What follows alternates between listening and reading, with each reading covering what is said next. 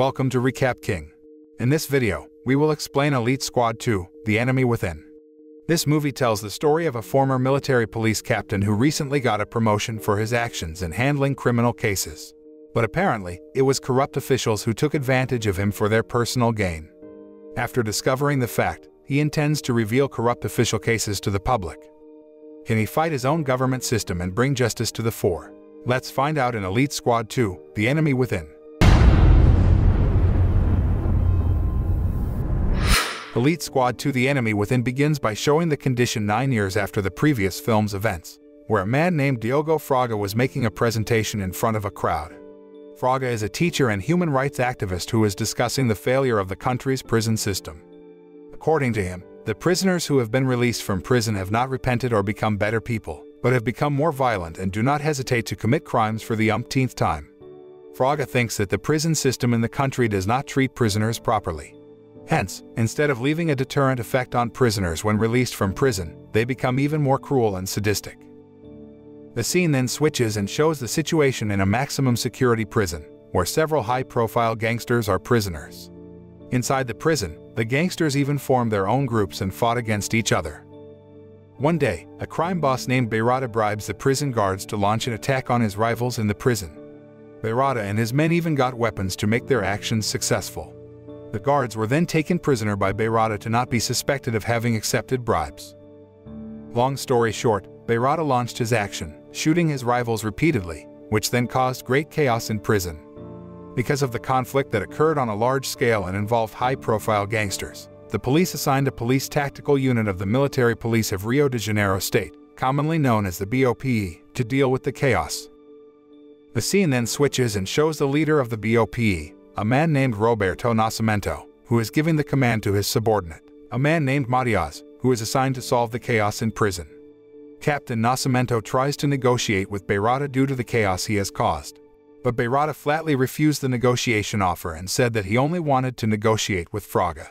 He was apparently clever enough to ask Fraga to come to the prison and negotiate with him, because Fraga is a well-known human rights activist who criticizes the country's prison system. Without thinking any longer, Nascimento immediately brought Fraga to the prison to negotiate with Beirada. At the same time, Matias and the rest of the team tried to infiltrate there and incapacitate Beirada's henchmen. At first, the negotiations went smoothly. The prisoners were released one by one. However, Matias could not contain himself and immediately attacked Beirada's men. Knowing the arrival of Matias and the members of the BOPE team, Beirada immediately pointed a gun at Fraga and ordered the BOPE to drop their weapons. But unexpectedly, Matias shot Beirada in the head, killing him right in front of Fraga. Suddenly, this made Fraga's t-shirt with the words "human rights" splattered with Beirada's blood, which indicates that human rights are not respected in prison because the police often commit very heinous acts of violence against prisoners. Fraga then openly blamed Nascimento and the BOPE team for the shooting incident in prison. All national and international media covered Fraga's statement so that Fraga received support from all levels of society. The next day, Nascimento came under strong criticism from his superiors in the military police. Matias, knowing this, offered to bear it all because it was him who had killed Beirada. However, for Nascimento, Matias's actions were appropriate, because in the BOPE training, members were taught to kill criminals if they threatened hostages at gunpoint. However, higher-ups in the military police took decisive action by removing Matias from the BOPE and placing him as an archivist at the local police station. On the other hand, Nascimento realized that his commander, a man named Formoso, was planning to fire him because of the BOPE's bad reputation in the eyes of the public by improving Nascimento's public image. Even though they often commit acts of violence in carrying out their missions, Nascimento and the BOPE team are proven to be able to eradicate gangsters and drug dealers who are troubling the community so that many people side with them. With many people now supporting Nascimento, corrupt officials who wanted to remove Nascimento from the BOPE then promoted him to State Secretary for Public Safety in the Central Police Force. Elsewhere, Matias is placed in a local police station known as the city's most corrupt police station. Even the police there legalize drug trafficking as long as the drug dealers pay them a monthly deposit. One day, Matias was approached by a female journalist named Clara Vidal, who interviewed him about a shooting incident in prison.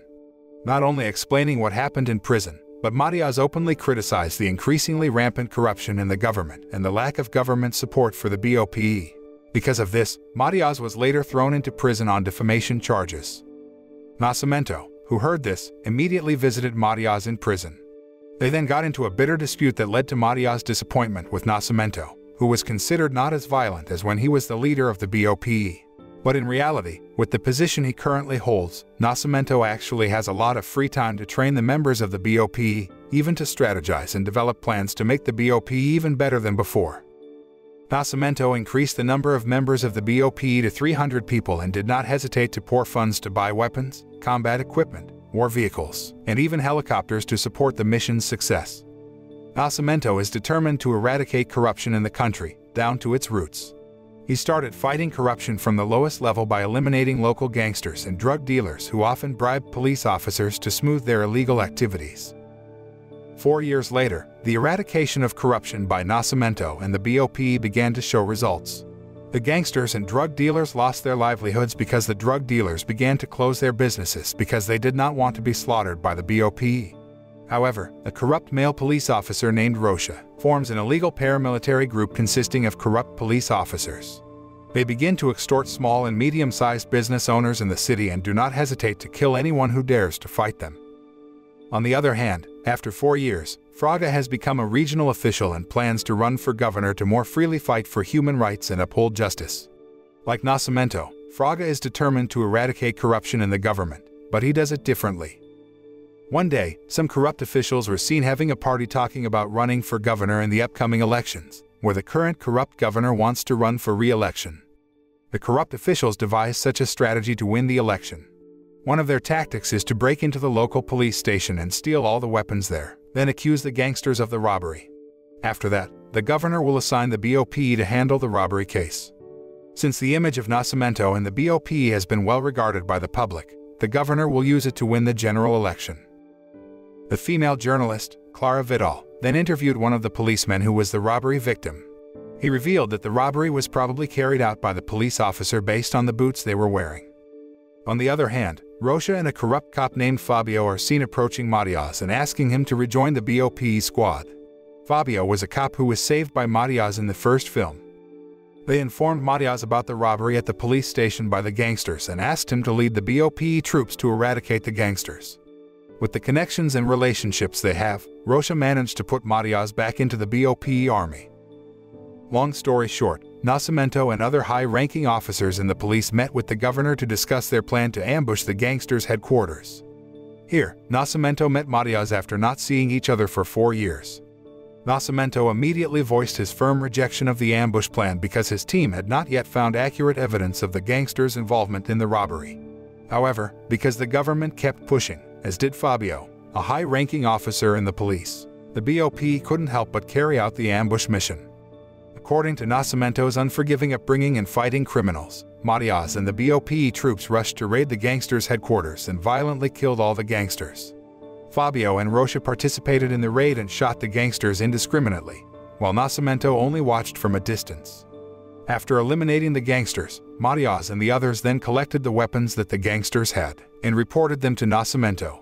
But as it turned out, the weapons were different from those stolen from the local police station. Feeling something was off, Matias interrogated the gangster boss, who revealed that they were not the mastermind behind the robbery. Matias immediately confronted Fabio and Rocha and urged them to tell the truth.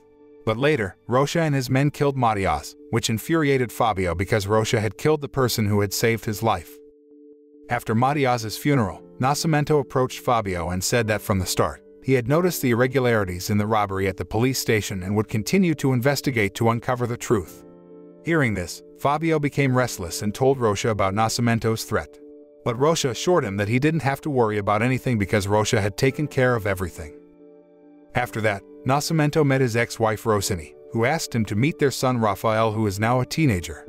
Several years ago, after Rossini and Nascimento divorced, Rossini had a love affair with Fraga and is now married. Long story short, while spending time with his son, Nascimento suddenly got a call from his superiors who said that Matias's death case investigation would be terminated due to lack of evidence. Rafael, who overheard this, then told his father that Fraga managed to get a clue about the perpetrators of the robbery at the police station, which were most likely members of the police. To get further clues, Nascimento secretly tapped Fraga's phone.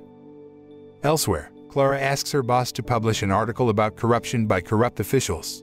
However, The boss refused because Clara had not received accurate evidence regarding the officials' involvement in the corruption case referred to by her. Because of that, Clara and her cameraman then spied on Rocha and the corrupt police. Clara finally managed to find important information that could prove their involvement in the robbery at the police station and their actions to win the governor in the general election that will be held soon.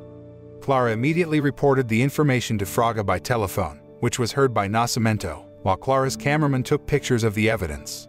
But then, Rocha and his men arrived there and immediately killed Clara and her cameraman and burned their corpses so they wouldn't be recognized. After receiving information from Clara, Fraga rushed to meet Clara's boss and asked him to make headlines about the corruption case involving the governor. But because, again, Fraga could not provide accurate evidence, the editor-in-chief was reluctant to carry out his request. Meanwhile, knowing that Clara works for Fraga, Rocha immediately alerts other corrupt officials, who are now targeting Fraga and Nascimento, who had previously threatened Fabio. Realizing that Fraga is now in danger with Rossini and Rafael, who lives with him, Nascimento rushes to warn Rossini. Still, he is too late because, on the way home, Fraga and his family were attacked by unknown people who fired at their car indiscriminately and caused Rafael to be so severely injured that he had to fall into a coma. Nascimento then gave Fraga a recording of Clara and Rocha's conversation that he had tapped to be used as evidence to bring the corrupt officials to justice. Fraga immediately sent the evidence to the editor-in-chief, who immediately published the news about the corruption. The news immediately shocked the public, who demanded that the police immediately follow up on corruption cases involving the governor and other officials. On the other hand, the governor and other corrupt officials retaliated against Nascimento by charging him with illegal wiretapping, which eventually forced him to resign from his post and face trial in court. After visiting Rafael in the hospital, Nascimento is suddenly attacked by Rocha and his men, who want to take revenge on him. But apparently, Nascimento had anticipated this, so he asked the BOPE troops to escort him from a distance. A deadly shootout between Rocha and his men against Nascimento and the BOPE troops was inevitable. Although Nascimento and his men managed to control the situation and kill all of Rocha's henchmen, Rocha managed to escape. A few days later, Nascimento was seen undergoing trial. He then exposed the corruption carried out by the governor and other corrupt officials, and openly said that almost all members of the state legislature had committed corruption and made the people miserable and suffering. Along with the ongoing investigation into corruption cases, corrupt officials did not remain silent. They ordered the execution of all their subordinates involved in the corruption to prevent them from testifying in court, including Rocha, who was killed by Fabio.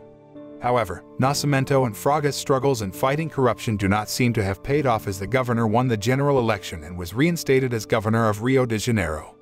At the same time, one of Nascimento's corrupt former superiors was appointed as deputy.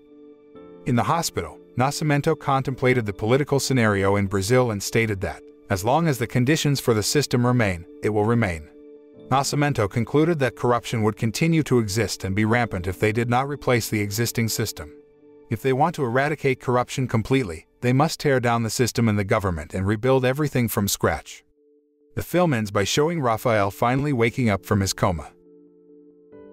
The moral that can be learned from this movie is never to give up on fighting corruption, but our fight against corruption must be supported by all those who want to improve the government system in the country, because integrity, transparency, and the fight against corruption have to be part of the culture.